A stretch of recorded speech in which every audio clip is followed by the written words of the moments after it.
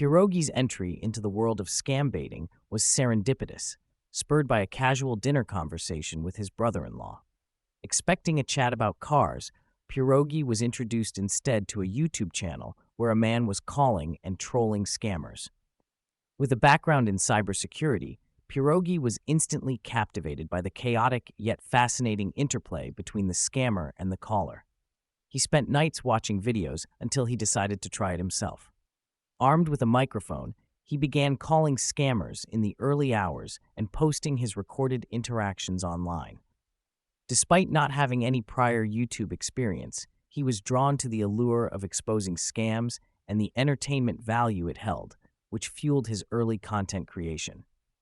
Before this pivot, Pierogi had a solid career in cybersecurity, primarily focused on enterprise security to protect governments and businesses from sophisticated phishing and cyber attacks. His expertise eventually found a new outlet in combating consumer-level scams, an area he had previously been unaware of.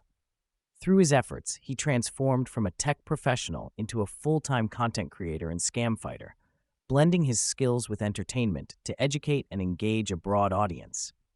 The fraud industry discussed in the podcast is vast and deeply embedded globally, generating an estimated $10 billion annually just in the US alone. Scammers operate through elaborate call centers overseas, particularly in India, where shifts run through the night in buildings that often masquerade as legitimate businesses during the day.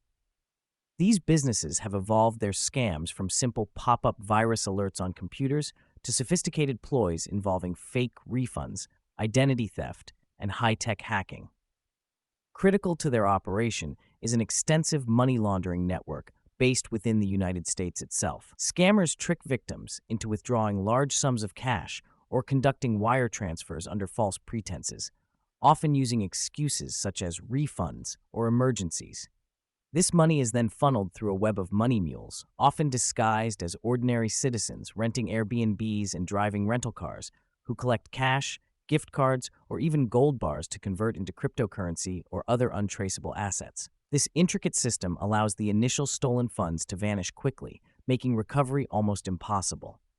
While the mechanics of scam operations are complex, what truly drives Pierogi's passion is the devastating human toll these schemes take. Victims, often elderly and vulnerable, lose life savings, homes, and hope. Many victims are so ashamed they never report the crimes, leading to feelings of isolation and depression. Tragically, some have even taken their lives because of the financial and emotional devastation. The stories shared highlight how scammers prey on trust, loneliness, and emotions to manipulate people into parting with large sums of money.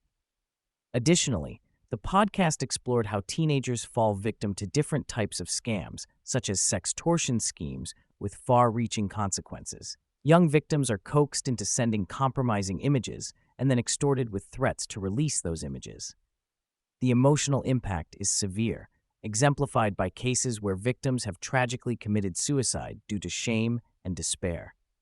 These real-world consequences underscore that scams are not trivial inconveniences, but life-altering, sometimes fatal threats. Pierogi's professional experience prior to scam baiting was entrenched in high-level cybersecurity, focusing on protecting large organizations, hospitals, and governments from nation-state actors and sophisticated cyber threats. He described real-world cases like the 2013 Target data breach, where hackers exploited third-party vendor access to infiltrate networks. These experiences sharpened his understanding of how easily systems can be penetrated despite layers of protection. This enterprise background proved invaluable as Pierogi transitioned into fighting scammers, because many of the tactics and tools used by cybercriminals and hackers overlap with those employed in online scams. His familiarity with endpoint security, email protection, and network reconnaissance allowed him and his team to develop effective countermeasures against fraudsters, including remotely infiltrating call centers and tracking their operations. This blend of corporate cybersecurity skills and street-level scam fighting forms the core of Pierogi's success. Pierogi detailed the often challenging relationship between independent scam fighters and official law enforcement agencies. While federal authorities have shown interest and at times collaborated, bureaucracy and jurisdictional issues often slow or complicate direct intervention. For example, he recounted a federal agency's offer to cooperate that was ultimately dismissive because it asked for information and access with no reciprocal support or transparency about the outcomes. Internationally, these complications multiply. Many scam call centers operate in countries where extradition treaties are weak or non-existent. Corruption and political influence hamper investigations, and judicial processes differ vastly from those in the U.S.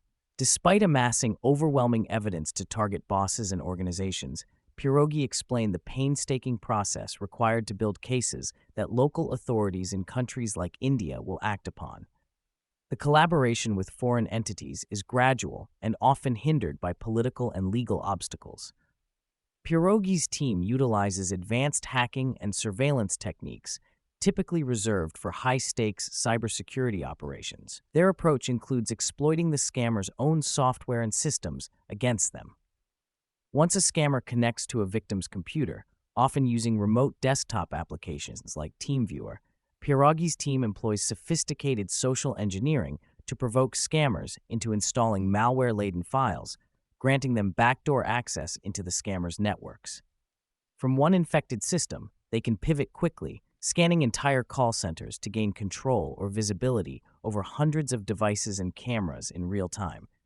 They review scammer interactions, monitor wire transfers and gift card purchases, and may intervene to disrupt ongoing fraud if the timing is right. This level of infiltration allows them not only to gather intelligence, but also to create compelling content that exposes the inner workings of these fraudulent operations. The podcast explored how the continuous digital pressure applied by Pierogi and other scam baiters has forced some call centers to be raided or shut down. Through months of surveillance, covert infiltration, and gathering evidence, including live streaming scammer operations, their efforts have led to the identification and arrest of key figures running these fraud empires, like notorious call center bosses in India. Despite these successes, the scammers' resilience is notable. After raids or shutdowns, call centers often reorganize and relocate, shifting technologies and adopting new security measures. However, Pierogi showed how insiders who grow disillusioned sometimes defect, providing critical information to help dismantle operations. This cat-and-mouse game highlights both the complexity of eradicating scams and the importance of international cooperation. The discussion delved into how scam operations are often just one facet of larger organized crime enterprises that handle drug trafficking, weapons, human trafficking, and money laundering. Foreign nationals living in the U.S. on various visas often act as intermediaries or money mules, facilitating the laundering of billions of dollars stolen via scams into untraceable forms such as cryptocurrency. Many surreptitious networks use archaic systems like Hawala, a trust-based money transfer method, combined with modern cryptocurrency exchanges and mixers to obscure financial trails. These crime rings employ burner phones, fake IDs, code words, and constantly change locations using rental vehicles and Airbnbs to stay ahead of surveillance. The complexity and scale of these operations underscore the challenge faced by authorities and independent groups alike in cracking down on them. The conversation shifted toward the growing influence of AI and technology on human connection and societal manipulation. Pierogi expressed concerns about the emerging prevalence of bots and AI-generated content online, which flood comment sections and social media platforms with inauthentic personas, often skewing public discourse and amplifying divisive narratives. This dead internet theory indicates a landscape where genuine human interactions are diluted by machine-driven agendas. Moreover, AI's potential to mimic human voices and appearances is already being used among scammers who employ voice changers and deepfake technology to deceive victims more effectively. This technology, while offering some novel possibilities like creating memories of lost loved ones, also poses profound ethical and security concerns. Compounding this, the human craving for genuine connection is increasingly challenged by digital facsimiles and the commodification of online experiences. Pierogi stressed that for most individuals, maintaining rigorous cyber hygiene is the most practical defense against scams and cybercrime. This includes using varied and strong passwords managed via secure password managers, employing encrypted and privacy-focused email services like ProtonMail, and being cautious with the personal data shared online. He described the vulnerabilities inherent in everyday devices and networks, including smart home equipment, phones, and public Wi-Fi. While tools like iPhones are generally secure when used responsibly, the ubiquity of connected Internet of Things devices exposes users to unprecedented risks. He also touched on the alarming ease with which malicious devices or cables can be used to infiltrate personal systems, underscoring the need for continual vigilance and better security education. Wrapping up, Pierogi reflected on the paradox of modern technology, how it can simultaneously empower users and enable exploiters. He acknowledged the convenience of interconnected devices and ecosystems like Apple's, but emphasized the importance of not surrendering privacy or critical thinking. Incorporating a grounded mindset about technology's limits and potential misuse is vital.